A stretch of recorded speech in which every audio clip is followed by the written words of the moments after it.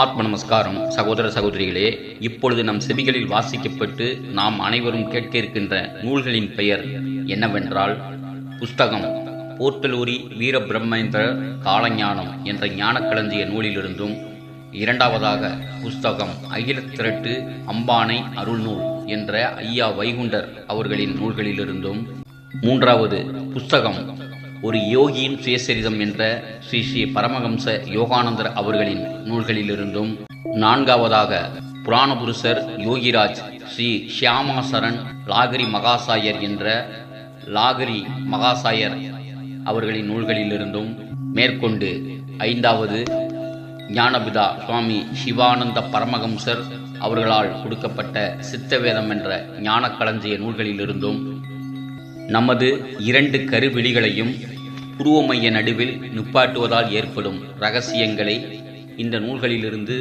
ஒன்றன் பின் ஒன்றாக வாசிக்கப்பட்டு கேட்க இருக்கின்றோம். பதிவின் தொடக்கம் ஆரம்பம். வாசிக்கப்படும் பதிவின் தலைப்பு உன்னுடைய இரண்டு கண்களின் மேற்பார்வை இரகசியம். புஸ்தகம் 1, போர்த்தலூரி வீரபிரம்மேந்திரர் காலஞானம் என்ற நூலிலிருந்து. நாள் காட்டும் லட்சியத்தை நன்றாகப் பார். மனதையும் பிராணனையும் தடுத்து நிறுத்தி திருவேணி சங்கமம் எனப்படும் புருவ நடுப்பகுதியில் பார்வையை நிலைபெறச் செய். அங்கு பரஞ்சோதியை பார். அங்கு பார்வையை நிறுத்தி புத்தியை பரபிரம்மத்தில் ஒன்றாக இருக்கச் செய்து முக்தி பெறுவாய் என்று போர்த்தலூரி வீரபிரம்மேந்திரர் காலஞானத்தில் சுவாமி வீரபிரம்மேந்திரர் அவர்கள் தெரிவித்துள்ளார்கள்.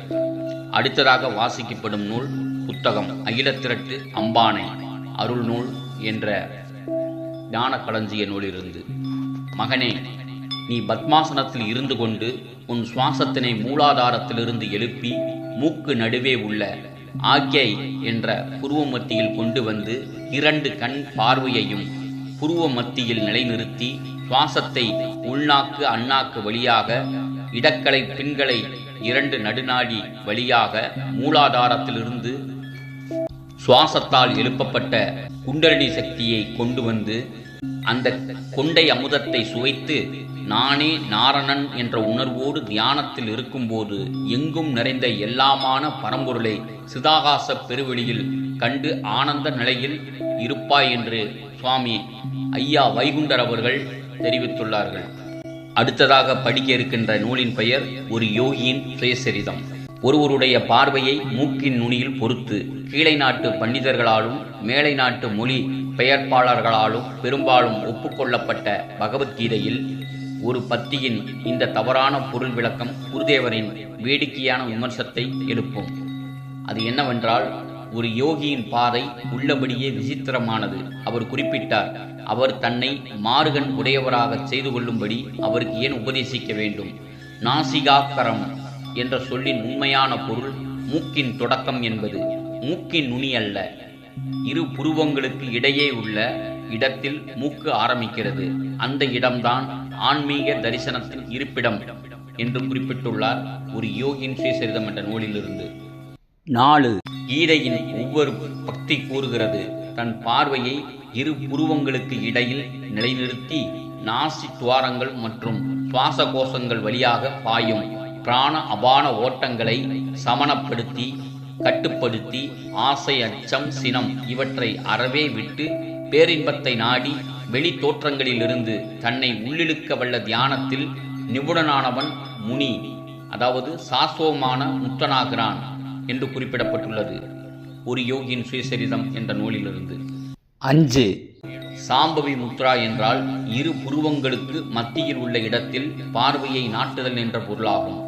ஒரு யோகி மன அமைதியில் ஒரு குறிப்பிட்ட நிலையை அடையும் பொழுது அவரது இமைகள் சிமிட்டா, அவர் உள்ளுலகத்தில் லயித்து விடுகிறார் என்று குறிப்பிட்டுள்ளார் ஸ்ரீ ஸ்ரீ பரமஹம்ச யோகானந்தர் அவர்கள். 6. அவர்களது நெற்றியில் இருந்த ஒற்றை சந்திரன் போட்டு ஆன்மீக கண்ணை தெளிவாக குறித்து காட்டியது என்று குறிப்பிட்டுள்ளார். மேலும் 7வது, இரு புருவங்களின் இடையே உள்ள மையத்திலிருந்து வெளிப்படுத்தப்படும் இச்சாசக்தி எண்ணத்தை ஒளிபரப்பும் கருவியாகவும், மனிதனின் பாவனை அல்லது உணர்ச்சியின் ஆற்றலானது இதயத்தில் அமைதியாக ஒருமுனைப்படுத்தப்படும் பொழுது அதனை மன வானொலியாக செயல்படச் செய்து அருகில் இருந்தும் வெகு தூரத்திலிருந்தும் மற்றவர்களின் செய்திகளை அது பெருமாறச் செய்கிறது.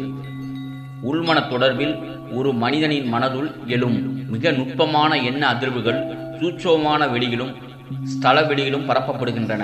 அவை மின் அலைகளை ஏற்படுத்தி பிற்பாடு தமக்குத்தாமே மற்றொருவர் மனதினுள் எண்ண அலைகளாக உருமாறுகின்றன என்று வெளிப்படுத்தியுள்ளார் பரமஹம்ச யோகானந்தர்.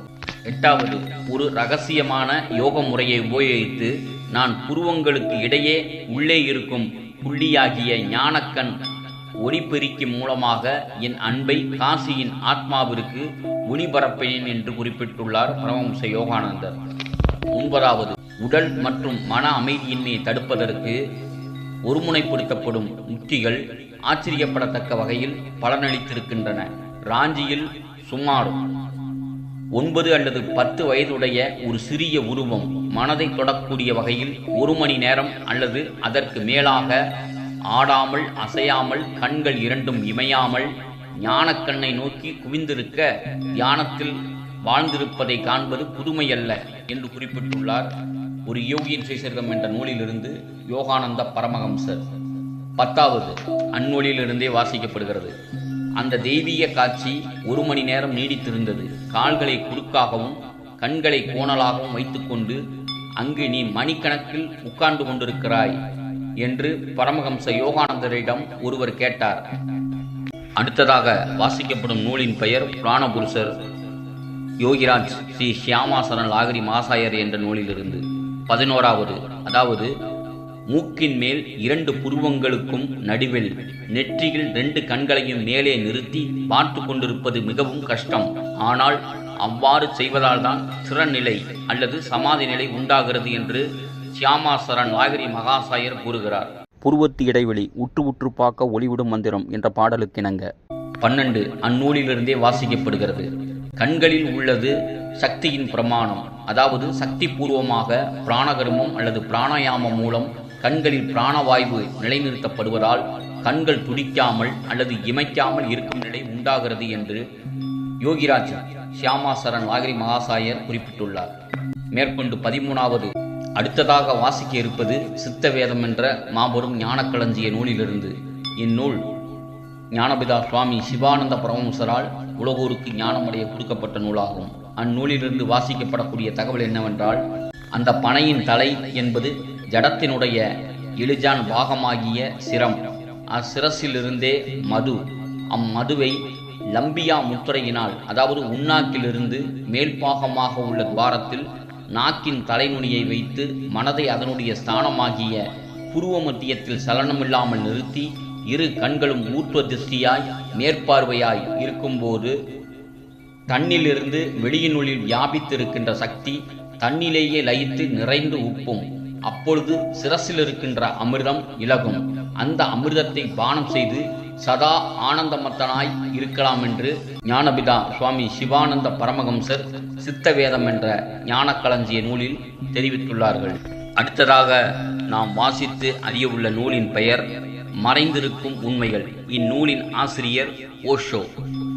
பதிவின் சாரம் என்னவென்றால், நம் கண்களின் கருவிழிகள் மேலே நோக்கி நெற்றியில் சேருவதால் உண்டாகும் பலன், அதாவது ரகசியம் என்னவென்றால், நாம் ஆழ்ந்த உறக்கத்தில் இருக்கும்போது நமது கருவிழிகள் மேலேதான் போய்விடுகின்றன.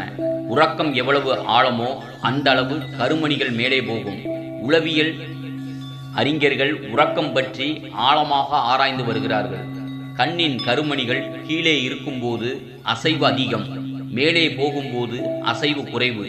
இமைகளுக்குள் கருவிழி அதிகம் அசையும் போது பரபரப்பான கனவு தோன்றும். கருவிழி அசைவை விஞ்ஞானிகள் ரேம் என்று குறிப்பிடுவார்கள். ராபிட் ஐ மூமெண்ட் என்பதன் சுருக்கம் இது. மேலும் கருமணிகள் கீழே இறங்க இறங்க ரேம் என்ற அசைவு அதிகம். இது அதிகரித்தால் வேகமான கனவு வரும். கருமணி மேலே ஏற அசைவு குறையும், உறக்கம் ஆழமாகும். ரேம் இல்லாமலேயே போகும்போது மிக ஆழ்ந்த உறக்கம் ஏற்படும். அந்த வேளையில் கருமணிகள் 2 புருவ நடுவை அடையும். சமாதி என்னும் ஆழ்நிலை தியான நிலையில் நிகழ்வதுதான் அந்த உறக்கத்தின் போதும் நிகழ்கிறது. சமாதி நிலையிலும் கருமணிகள் புருவ மத்தியைத்தான் அடைகின்றன.